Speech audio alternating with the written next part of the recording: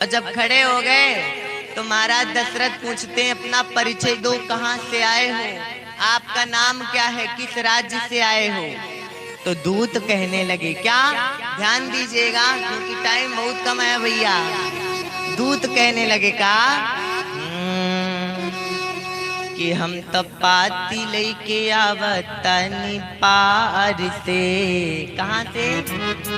दूत महाराज दशरथ से कह रहे क्या कि हम तो पाती लेके आवतनी पार से, राजा जनक दरबार से ना।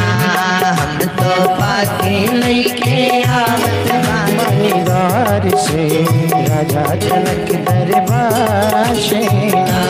हम पाती लेके आवत बानी पार से, राजा जनक दरबार से ना। हम पाती लेके आवत बानी द्वार से, राजा जनक दरबार से ना। और दूत कहते मैं राजा जनक के दरबार से आया हूँ। दशरथ जी कहते हैं काम क्या है भैया? तो दूत कहते क्या, हमरे राजा जनक कई धिया जेकर नाम हउए सिया। हमरे राजा जनक के धिया जेकर नाम हउए सिया। धिया का मतलब समझ रहे हो ना, बेटी। क्या?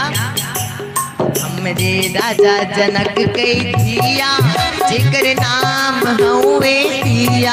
हमरे राजा जनक के धिया जेकर नाम बासिया।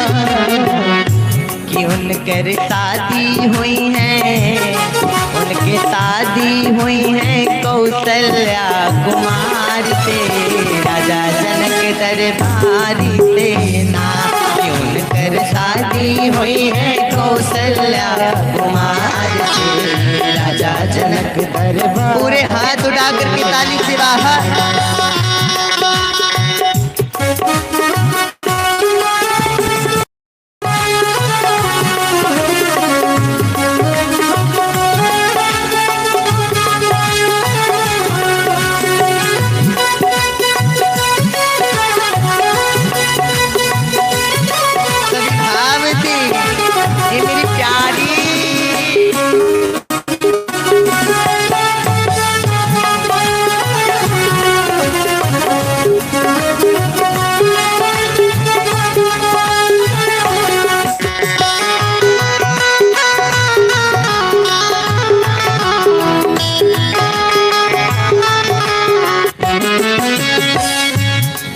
कहने लगे महाराज दशरथ जी क्या,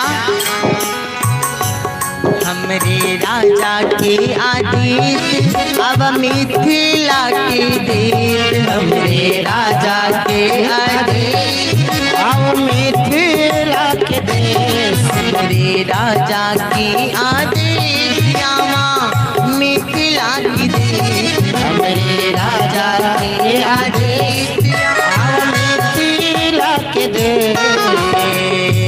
इनकर भावर हुई है, इनकर भावर हुई है, इनके भावर हुई है दशरथ कुमार से, राजा जनक दरबार से ना।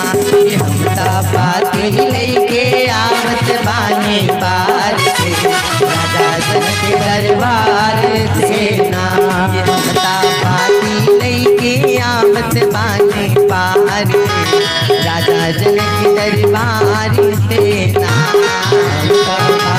लेके आवत बानी पार से, राजा जनक दरबार से ना।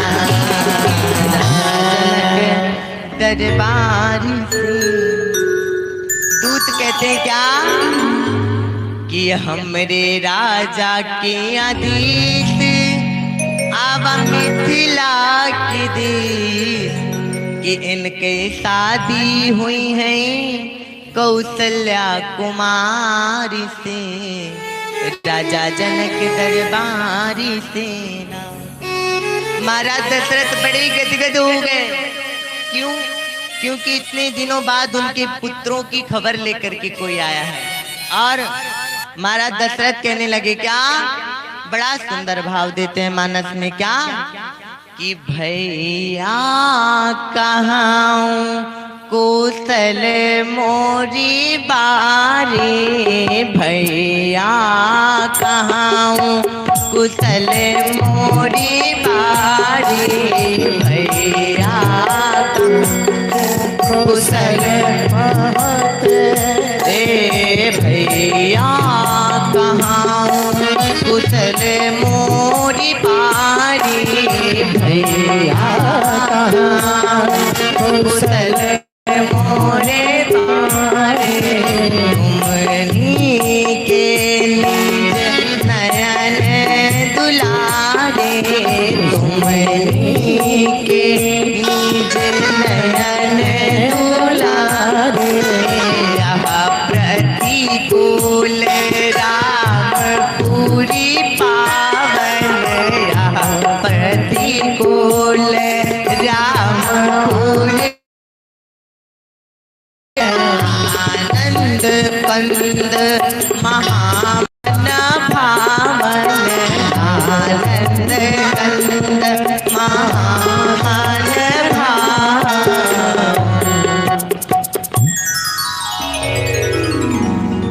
महाराज दशरथ से कितना सुंदर भाव देते हैं, देखो एक राजा की सरलता। कहते हैं महाराज आजकल दुनिया में एक चीज मैंने सीखा है कि जो थोड़ा सरल होता है ना वो हर एक, कहते ना कि उतना गुदगुदी करो कि हंसी आए, इतनी गुदगुदी ना करो कि हम रोने लगे ना।